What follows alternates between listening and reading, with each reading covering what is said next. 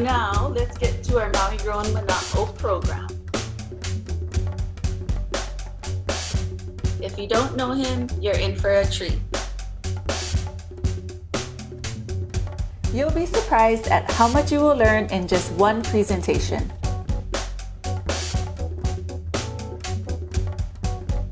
We feature the nation's leading scientists, researchers, and experts on medical use of cannabis.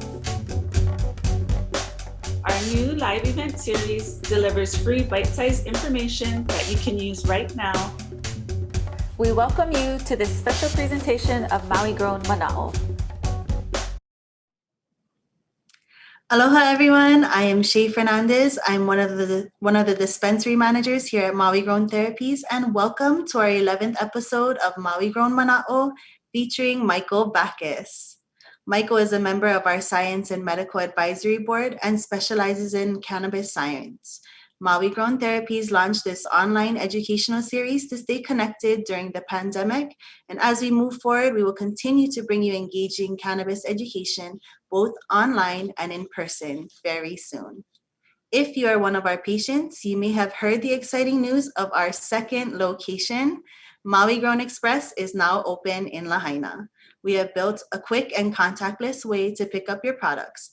Visit mauigrown.com for more details. And as always, our flagship store in Kahului is open 7 days a week to serve you.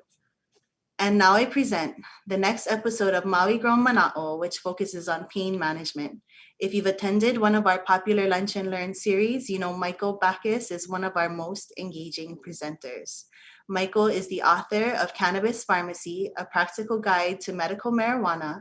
Based in Los Angeles, he works for a California consultancy that specializes in cannabis science, intellectual property, and policy issues. In 2016, Michael joined Maui Grown Therapies Science and Medical Advisory Board as our education director. We are so excited to have Michael here today to talk about the endocannabinoid system and pain management. It is my pleasure to introduce Michael Backus. Hi, I'm Michael Backus, the author of Cannabis Pharmacy, and I'm a member of the Science and Medical Advisory Board for Maui Grown Therapies. Today we're going to talk about the endocannabinoid system and pain. The endocannabinoid system is a homeostatic regulatory system, and what it does is it balances physiological functions throughout the body, from sleep to digestion and to the perception of pain. For over 4,000 years, physicians have used cannabis as a medicine in the treatment of pain. Going back to ancient China, the ancient Chinese actually used cannabis as a medicine to induce the first general anesthesia in a surgical patient. Later in Persia, physicians used cannabis to treat migraine pain, where they would actually take cannabis flowers and pack them into the nose of migraine sufferers to help relieve the excruciating pain associated with that condition. Later, in the Civil War, when morphine shortages were common, cannabis was used in combination with morphine to spare the amount of that opioid that was used to treat pain on the battlefield. Later, in the late 1880s, at Jefferson Medical College in Philadelphia, actually a very famous physician there was quoted as saying that he felt that cannabis actually has significant advantages over opium in the treatment of pain. And a little bit later, in 1907, Eli Lilly Jr. of the Lilly pharmaceutical family actually wrote his dissertation at the Pharmacy College of Philadelphia on the use of cannabis in the treatment of pain in dogs as study animals. There are basically 4 types of pain. And what's interesting is that cannabis is one of the few medicines that can be used to treat all 4 types of pain. The pain we most commonly think of is nociceptive pain, pain associated with something like trauma. Then there's neuropathic pain associated with nerve damage, and you see it in things like after an accident, you'll have nerve pain that can last for years, or nerve pain associated with nerve damage associated with diabetes. There's also psychogenic pain. Psychogenic pain is something that's pain associated with long-term mental, emotional, or behavioral factors. Headache, back pain, even some stomach pains are associated with psychogenic factors. And then the last is emotional pain, grief, upset, PTSD. So there are two major classes of compounds found in the cannabis plant that are useful in the treatment of pain: cannabinoids and terpenes. Cannabinoids include THC and CBD. THC is a psychoactive cannabinoid in the sense that it creates a slight high, but that high is dose dependent. CBD is non-psychoactive cannabinoid, produces no high whatsoever, and these two compounds can be used to treat very effectively different types of pain. Where THC is really helpful is in providing a distraction from pain. And the great thing is opioids actually numb pain, while the distraction that THC provides to pain can be really helpful for day-to-day activities while a person's experiencing pain without the kind of numbing or dulling associated with opioids. The important thing to consider, though, when using THC for pain is there's a sweet spot of dose. If you use too little THC, it doesn't distract from pain. If you use too much THC, it doesn't distract from pain. And worse, the person can be very high and not distracted from the pain. In the middle is a sweet spot where you get the most effective distraction from pain that can be provided by THC. And the key to hitting that sweet spot is understanding what is the effective dose for hitting that sweet spot. For most people, that's between 5 and 15 milligrams of THC in a single dose, spread out about every 6 hours. That'll allow most people to find their sweet spot. So the strategy we use with THC and pain is very simple. Start slow, stay low, and ramp up the dose until you start to notice the distraction from pain, and continue to increase that dose until that distraction starts to fade. And right in between will be the most effective dose of THC for pain. The other advantage to THC as a pain medication is that it's neuroprotective. The thing about pain is that often traumatic pain is associated with nerve damage, and THC is mildly neuroprotective and can actually protect against that nerve damage. It's also highly anti-inflammatory, meaning that, like a cortisone, it actually reduces inflammation that can lead to pain. So it's kind of a multimodal medicine in the treatment of pain. CBD is an entirely different pain medicine in that it's used to treat nerve damage or neuropathies. And these are linked to diabetes, from recovery from trauma or injury. And these are burning, numbing sensations, very different than garden variety nociceptive pain. The nice thing about it is that while neuropathies have a tendency to progress, CBD seems to slow that progression. Neuropathies are really common in diabetes. And what happens with diabetes, type 2 diabetes, is that people will get numbness. That numbness will progress to burning, and it can get very, very intense. And the nice thing about using CBD as a medicine is that it can slow that progression. And it's a very, very interesting medicine because it appears also, like THC, to be neuroprotective. The other thing that CBD does that's really important is it's immunomodulatory, in that it helps modulate the immune response so that in certain kinds of infections and intense medical conditions, the immune system doesn't overwhelm the body. We're seeing it now in COVID with these cytokine storms where people get just incredibly ill from the overwhelming immune response to the virus.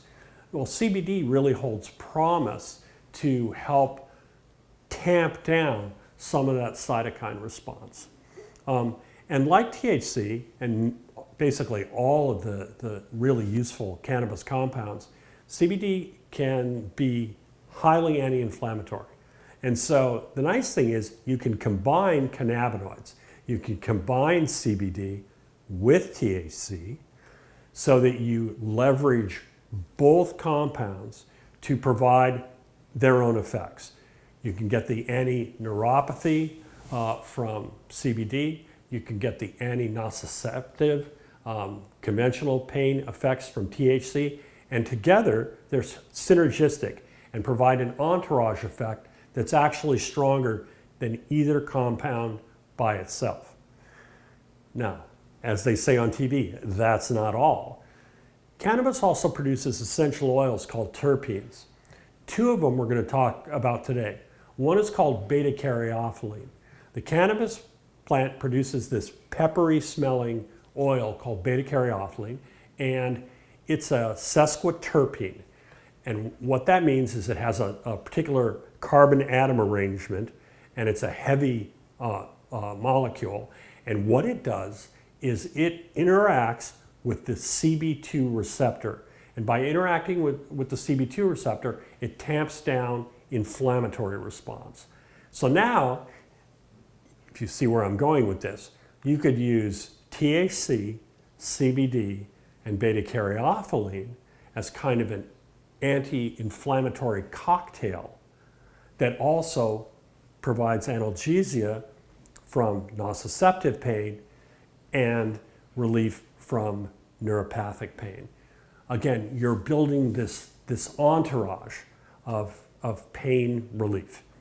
The last compound I want to talk about is myrcene. Myrcene is the most common essential oil found in most cannabis plants. And it's interesting because it increases the impact of THC. It also is a potent anti-inflammatory.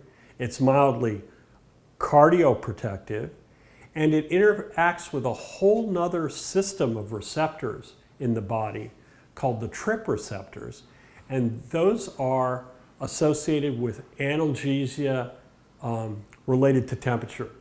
So CBD, for example, helps relieve the sensation of cold. THC helps relieve the sensation of heat, as does myrcene.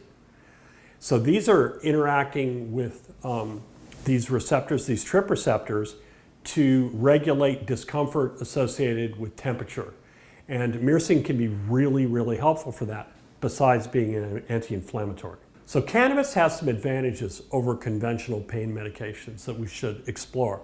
And while your doctor will probably recommend a combination of pain medications, understanding their advantages can be helpful in finding what's going to work best for you. The most common class of pain medications, non-prescription pain medications out there, are called the NSAIDs, non-steroidal anti-inflammatory drugs. And these include things like ibuprofen or naproxen, and they're really effective. However, they come with some kind of disturbing side effects. One is they can cause stomach bleeding, they can cause liver issues, but what's nice is cannabis shares some of the mechanisms within the body with these NSAIDs, but it doesn't have the side effects, doesn't cause the liver problems, doesn't cause the stomach bleeding issues. The other advantage is that cannabis doesn't run the risk of life-threatening overdoses. You know, with Oxycontin and fentanyl and all of these synthetic opioids out there, the likelihood of accidental overdose remains. Cannabis has never been responsible for overdose that took a human life. Cannabis is less addicting than opioids, and in fact may be used to reduce some of the symptoms associated with opioid dependency. which gets us to one of the most interesting facts about cannabis as a pain relieving medicine. And that is, cannabis appears to be opioid sparing. When, as I said previously, morphine ran short on the battlefields during the Civil War, cannabis tinctures were used to supplement ever smaller doses of morphine on the battlefield. That's when physicians first recognized that, in fact, cannabis was opioid sparing. Now, obviously, the advantages to sparing the use of opioids are reduced dependency. And so cannabis, in conjunction with a normal pain contract for the use of opioids with a patient, may help the patient reduce the likelihood of developing dependency to opioids. Unlike other pain medications, the use of cannabis as a medicine may actually contribute other health benefits beyond just providing distraction from pain. I want to talk a little bit about how THC and CBD work in the body, so we have a little bit of an understanding of what's going on with them and how they work independently and how they work together. THC interacts with a receptor throughout the body called CB1, the cannabinoid 1 receptor. And what it does is it docks on to a part of this protein molecule, this protein receptor, called the orthosteric site. And when it does that, it stimulates the release of a protein into the cell, and then that protein causes a range of outcomes. It can be in regulating the release of neurotransmitters between two nerve cells. It can be regulating how the gut is porous for the absorption of nutrients. It can regulate how heart muscle works. It's a huge range of different functions within the body, but it starts with the interaction of THC or an endocannabinoid with one of these CB1 receptors. For a long time, they really didn't understand how CBD worked, and especially how CBD and THC work together. Recently, they've started to figure out that it's likely that THC clicks into the CB1 receptor at this orthosteric site, and CBD clicks into another site on the receptor called the allosteric site. And when the allosteric site when a CBD molecule is attached to it, it changes the shape of the receptor and changes the response that THC has at the receptor. And this interaction may explain the entourage effect. Now, a CB1 receptor, when there's no THC around, exists so that one of the body's own endocannabinoids, like anandamide, can link into this receptor. Only in the last couple of months have they actually figured out that cholesterol may be what locks into the allosteric site on the receptor that CBD can interact with.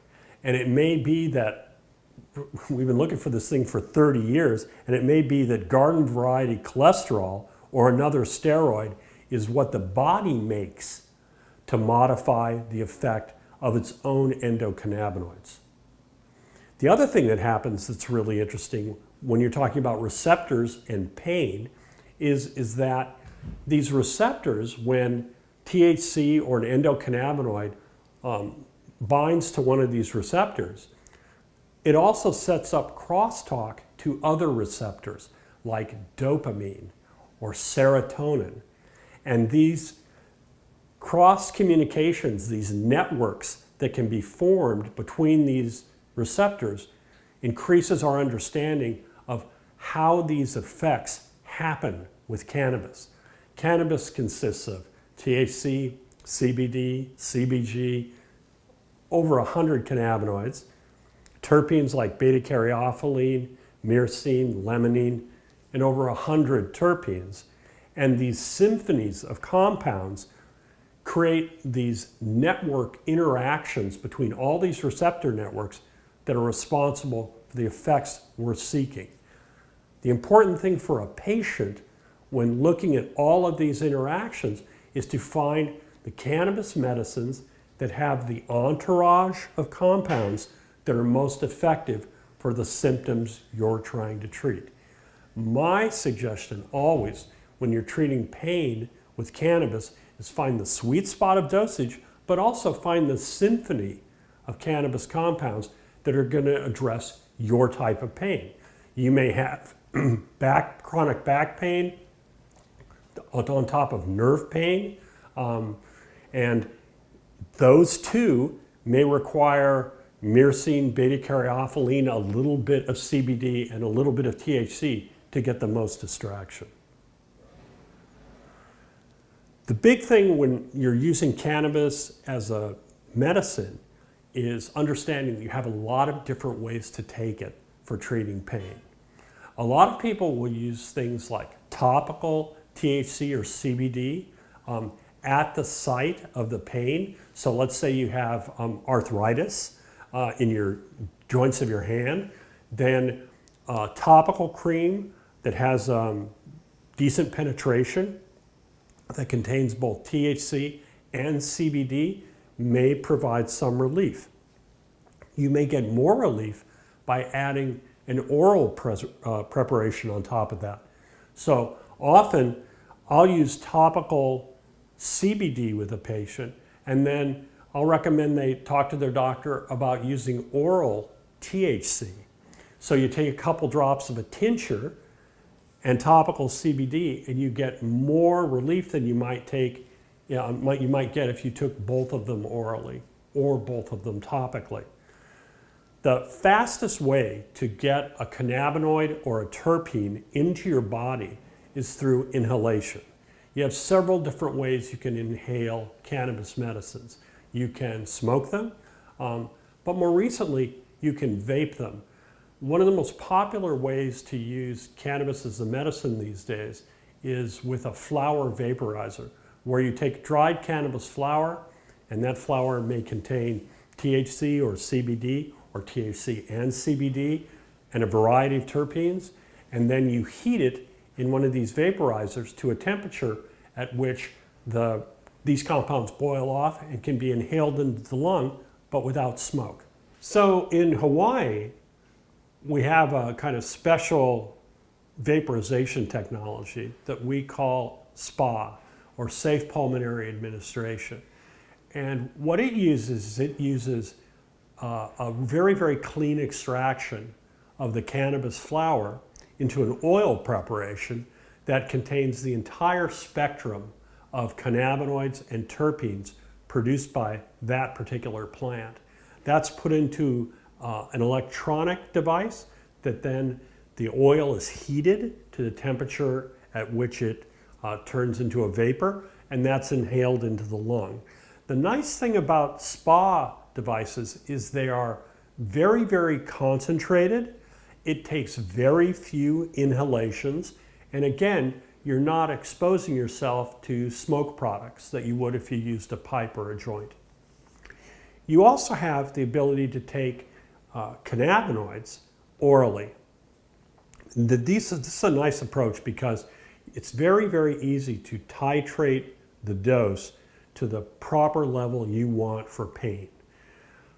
Typically, most of these oral preparations are designed to deliver 10 milligrams of the active compound, whether it's THC or CBD, per milliliter of liquid, okay, which is about a dropper full. And so what's great is you can very quickly learn that 4 drops of a high THC tincture get you exactly to your sweet spot.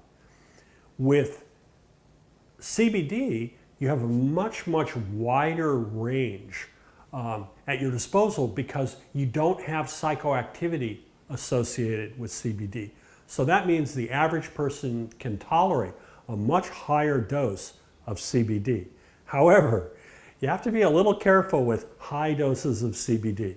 And the reason is is that THC slows down bowel transit, how fast stuff moves through your digestive tract. CBD has a tendency to speed it up. So if you take a high dose of CBD, things may come out of you a little more quickly than you want. So you just have to balance it out. And what's nice is, if you've got constipation, CBD is great. If things are moving a little too quickly, THC can slow that down. Understanding that these compounds work in different ways gives you an enormous amount of flexibility to find out what works best for you. Another way to take cannabinoids orally is by sublingual administration. So you can use a spray or a drop, but what you do is you keep it in your mouth, because that way the cannabinoids, and to some degree the terpenes, can be absorbed through the tissues in your mouth. You can't really take terpene-based medicines orally very easily. And the reason is, 350 million years ago, there was a war between plants and animals. And plants developed terpenes to try to control the nervous systems of insects. We evolved a system to break down terpenes in our gut so they don't control our nervous systems. And so when you take terpene preparations orally, they're almost always destroyed in the stomach. Now, we do have ways today of encapsulating terpenes and even cannabinoids to avoid this metabolism, this first pass metabolism effect, where they're destroyed before they get to your bloodstream or your brain. So in the future, you'll start to see more and more products where you have the same kind of terpene entourages that you associate with cannabis flowers, and they can get to your brain because the terpenes are protected from your body's ability to break them down and destroy them. And then last, we have topical preparations. Topical THC and CBD are very, very popular. They are potent anti-inflammatory compounds. They can be good for things like arthritis and skin-related pain like eczema or psoriasis. And they're very, very safe, because typically you'll feel no psychoactivity whatsoever when you use a high THC cream on the outside of your body. It'll never get to your bloodstream, therefore it won't get to your brain, but it will get to the part of your body you're trying to treat, which is the first 7 layers of your skin. So let's go back and look at dosing. The big thing when you're concerned about dosing cannabis medicines is understanding the range of dosage for THC, because THC can be highly psychoactive, and if you take a large dose of THC, that psychoactivity can be somewhat uncomfortable. Normally, the threshold of psychoactivity with THC begins at around 2 milligrams of THC, 0.002 of a gram. And most people who've never used THC will have an uncomfortable level of psychoactivity beginning around 15 milligrams of THC. Now, once you get used to the feeling of using THC as a medicine, most people can go above 15 milligrams of THC easily. And in fact, some people will use doses as high as 50 milligrams for pain. But remember when I said before that you don't want to exceed the sweet spot of pain with THC. You have to really pay attention, because if your sweet spot is increasing over time, and you notice that it takes more and more THC to get the same effect that you used to get, you're developing a tolerance to the effect of THC. What's happening is those receptors in your body are responding to constant doses of THC for pain by reducing the number of receptors available for the THC to interact. And what happens then is the dose requirement goes up and up and up. The best way to not have that happen is to find your sweet spot and then don't exceed it. But you can also use CBD to kind of lengthen the effects of THC, because CBD is attaching to the same receptor. And what's great about that is that also can reduce tolerance over time. So what you can do is you can pre-dose with CBD. You could take 10 milligrams of CBD and then take THC for the next 6 hours as needed.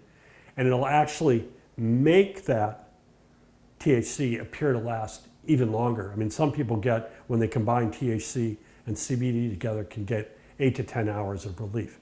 Reduces the amount of THC you're taking, and it actually gives you the added benefits of the drug effects associated with CBD alone. The last thing you've got to be careful about is synergies with other drugs. Things like alcohol can increase the effects of THC and make it uncomfortable. You can get uncomfortably high, but even more important, you can get uncomfortably uncoordinated.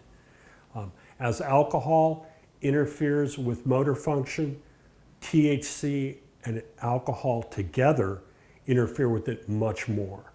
CBD, not so much. CBD doesn't impair motor function, even at high doses, and CBD and alcohol together do not lead to increased impairment. However, CBD does interfere with how some prescription medicines are metabolized. So before you take CBD, you have to talk to your doctor to find out if any prescription medications that you're currently taking, well, if any of those are interfered with by taking CBD. What happens, for example, warfarin is a real common, or was a real common blood thinning agent. CBD interferes with how warfarin is broken down in the body, and if you take warfarin and CBD together at high doses, it actually can increase the likelihood that the warfarin is going to cause bleeding. So if you're taking prescription medications and you decide to start taking CBD, talk to your doctor about it and make sure that there are no interactions between your prescription medications and CBD. Typically, cannabinoid medicines are very, very well tolerated. The one takeaway is learn how to control your dose, find the dose, your sweet spot that works for you, and you'll get a surprising amount of distraction from pain, whether it's acute pain or neuropathic pain. And so I hope you've enjoyed this presentation, and I look forward to your questions. Thanks. Aloha and thank you, Michael. So how's California been treating you? Excellent. It's been great. Miss Maui, though. Yeah, we miss you too. As always, your presentations were packed with full of great information. We always learn so much by attending any of your talks. I see some questions are rolling in, and we'll just get right to it. So first up, we have Carlo from Haiku. He wants to know, what is the best way to treat acute pain from sports injuries, like a back pain from surfing? Well, I mean, the thing is to resist the tendency to take too much of any THC containing cannabis medicine. So what you want to do is you want to find your sweet spot. And so the approach is to find what I always call the minimum effective dose. So typically, I try to basically calculate what's going to be a 5 milligram dose, and then I go to a 7.5 milligram dose. And usually for pain, I'll top out, provided that I'm not dealing with any cannabis tolerance issues, at about 10, at tops 15 milligrams of THC. With CBD, you have a lot more flexibility. I mean, you can start with a larger dose, you can use a larger dose, and you don't really have to be as concerned about the sweet spot of dose when you're using CBD. But typically, CBD is not going to provide as potent a distraction from pain as THC will. But I do find that THC and CBD together is kind of the best combination for treating pain. Nice. Okay, so I have Tina here. She wants to know, for peripheral neuropathy, what is the best topical and or internal or combination and dosage needed for improvement? And also, does CBD improve circulation? I don't know if there's a lot of evidence supporting CBD's effect on circulation. I think that, but for neuropathy, CBD is fantastic. You've got to find a topical that's formulated with what's called a penetrant, something that helps the cannabis medicine get through the layers of the skin so that it can be effective.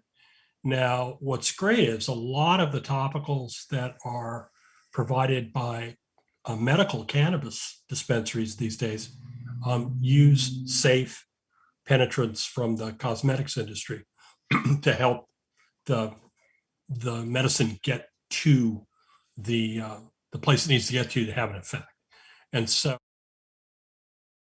that CBD topicals can be really, really effective.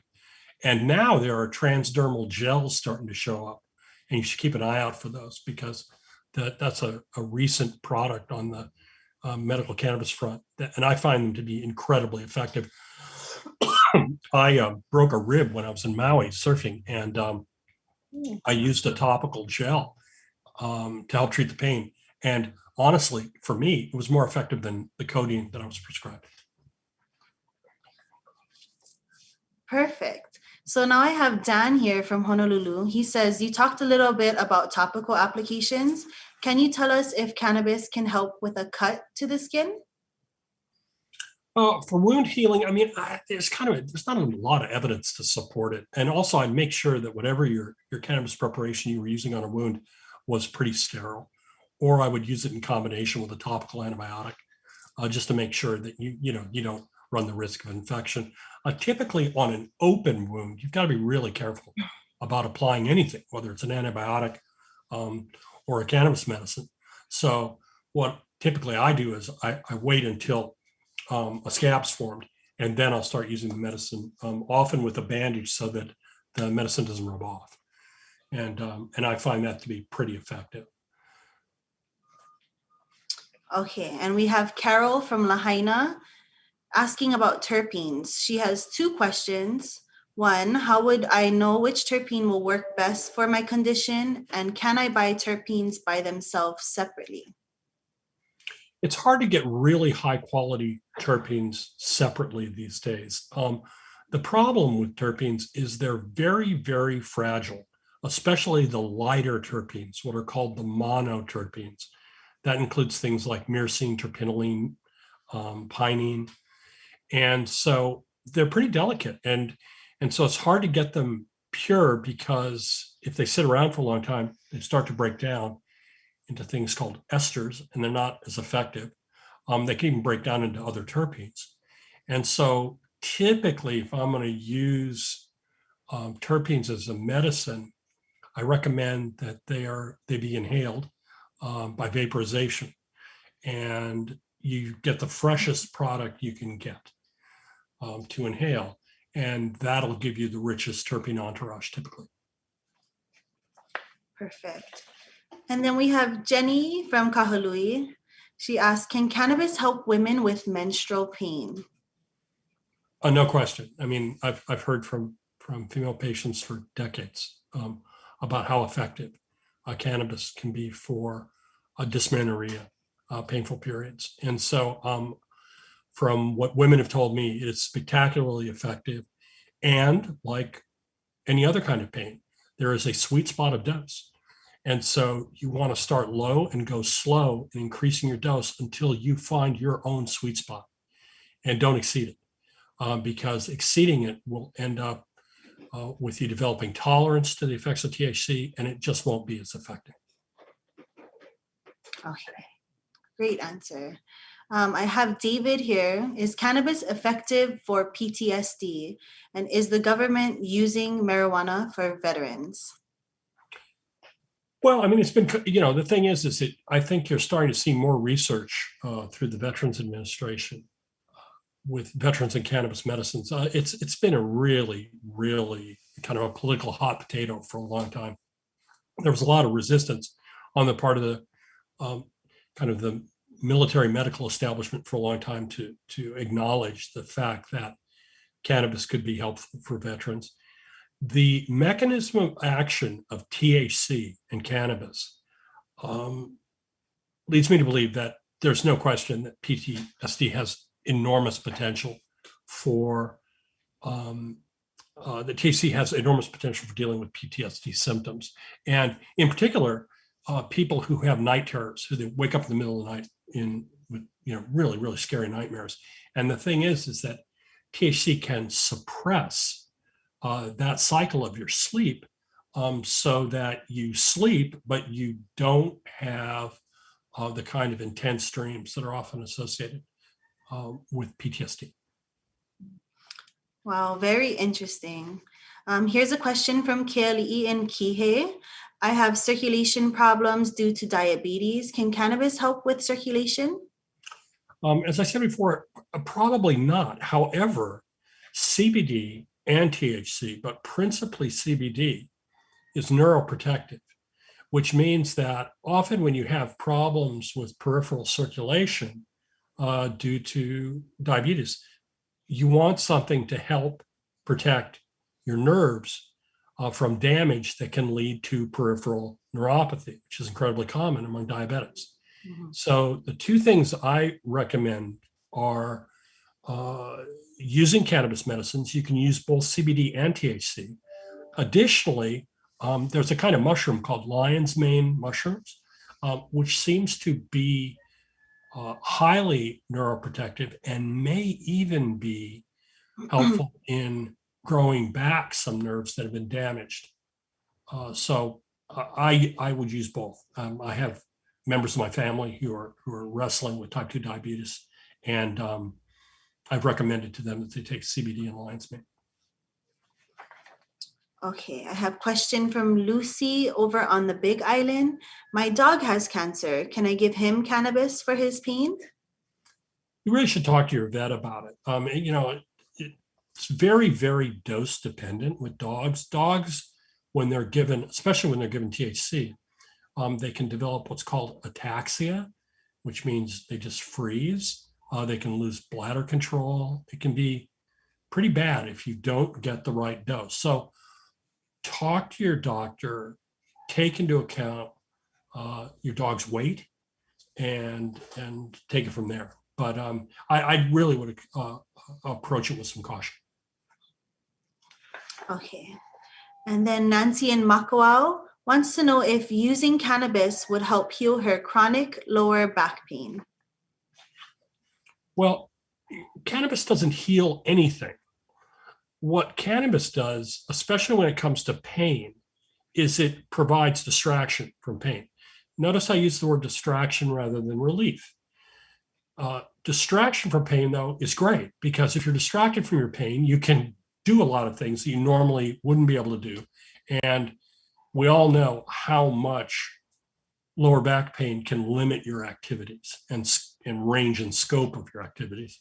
So I really think it's fantastic for lower back pain. And in fact, it's the most common symptom for which people use THC cannabis as a medicine.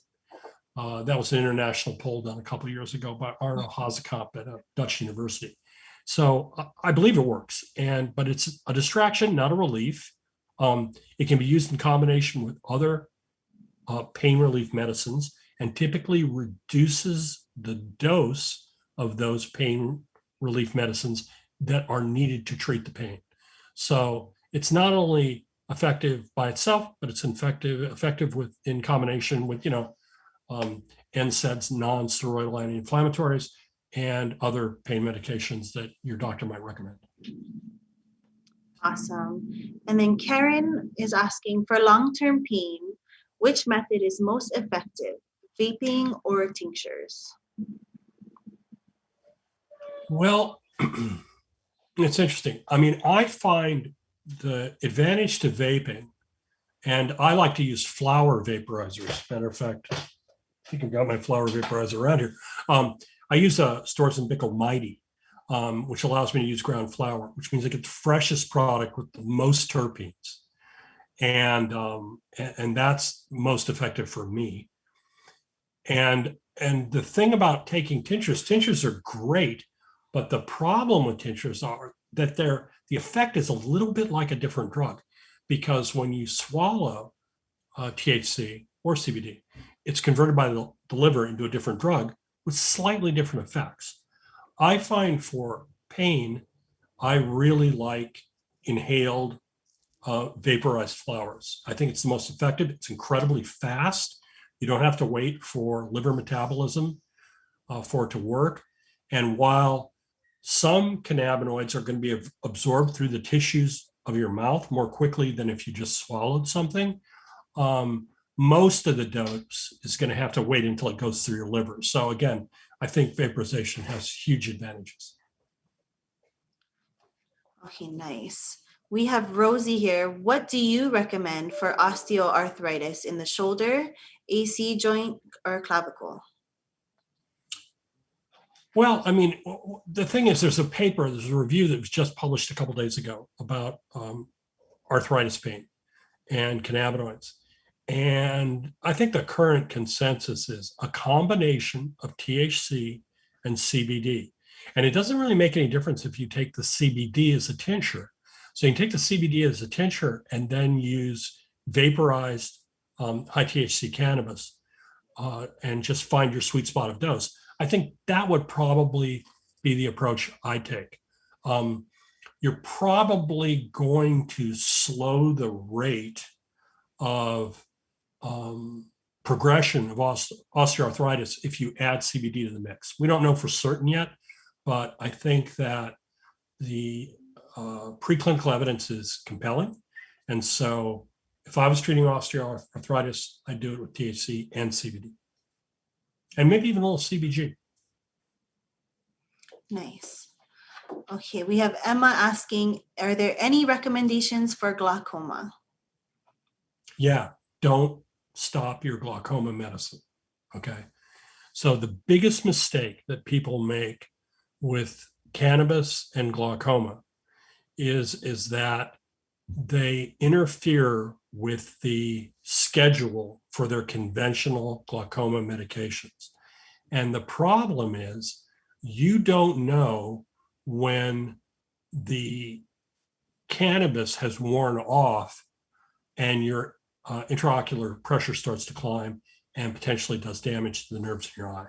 So my advice is I don't really recommend that people lean on cannabis as a glaucoma treatment. I think conventional medication is far more effective, and you can supplement it with cannabis, but you should never replace it with cannabis. I think it's dangerous. Okay, and we have just enough time for a few more questions. I have Cruz asking, is cannabis effective with helping schizophrenia, bipolar disorder, and any other mental disorders? The jury's out. With schizophrenia, I think it's potentially very, very problematic, simply because we don't know if it can treat the symptoms associated with schizophrenia, which increasingly is viewed as a metabolic disorder, or whether or not it can just make them worse. And that makes it unacceptably risky for me. I know there are a lot of schizophrenics over the last few decades who've used cannabis as a medicine, and they say that it has improved the quality of their lives. But there are also people who have reported really bad experiences with chronic cannabis use and the progression of schizophrenia. So I'd be really, really cautious about it. Okay, thank you. And we have just time for one last question. Grace from Wailuku would like to know, what is the best cannabis treatment for migraine headaches?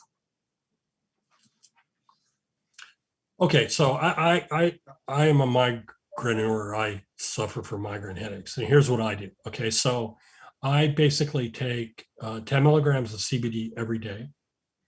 I get prodromes or auras with my headaches, and I'll use high THC cannabis and a high dose of CBD to try to stop a migraine aura before it develops into a headache. For me, that has been spectacularly effective.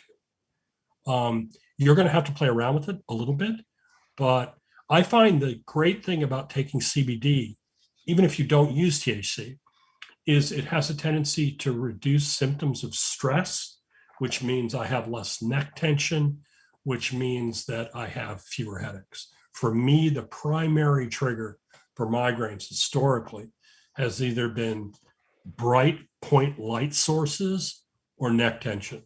And I find that CBD is really great just as prophylaxis to reduce the number of prodromes or auras that I get that precede headaches. And then if I have an aura that I can't get rid of, I'll kind of pull out the stops and use a pretty significant dose of THC, vaporized and inhaled, to try to just stop the headache or at least make the pain more manageable. That's what's worked for me. Awesome. Thank you so much for all of that information, Michael. You're most welcome. Happy to be here. It's a blast. I miss Maui. We miss you too, Michael. And thank you all for joining us. We hope you found today's presentation informational and engaging.